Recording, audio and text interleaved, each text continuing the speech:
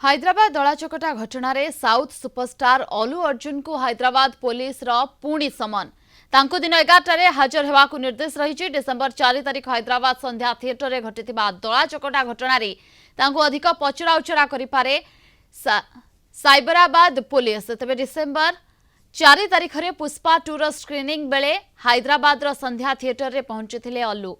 तांको देखिबा पई फैन मानकर प्रबल भिड़ जमिथिला। ठेलापेला और दला चकटारे जड़े महिला मृत्यु घटीथिला। तांको नाबालक पुओ आहत मध्य होइथिले। एही घटनारे अलू गिरफ होइथिले। तेलंगाना हाईकोर्ट तांको 4 सप्ताह अंतरीण जामिन प्रदान करिसंती।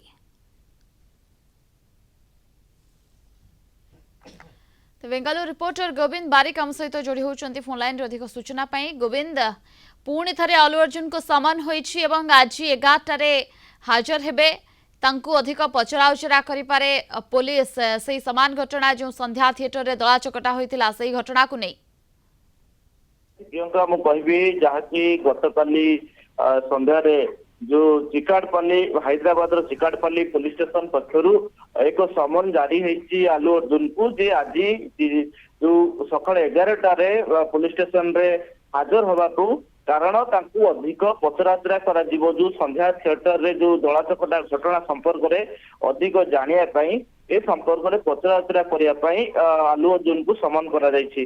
किंतु मो सूचना देबी एई घटना रे जेंतु हमें कहिबा पूर्व विवाद लागि रहिछि आलू अर्जुन को हमें जेमिति कहिबा तांको घर उपर को आक्रमण होबा एवं यही जो घटना सब घटुची किंतु आमे जदि कहबा आलू अर्जुन को विवाद पीछा छाड़ने आमे कहि परिबा प्रियंका।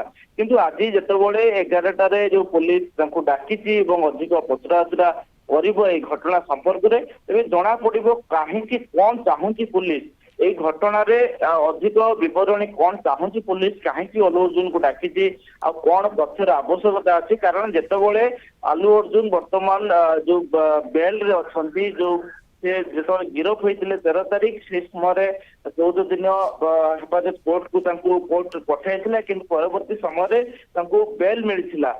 किंतु यही घटना तो बेल अच्छा पुणी पुलिस डाकिबा आज 11 जो समय निर्धारण कराई डाकी पुलिस और जो अधिक पचराउचरा कर कौन पचराउचरा कर से संपर्क जना पड़ो जहाँ आम अनुमान कर।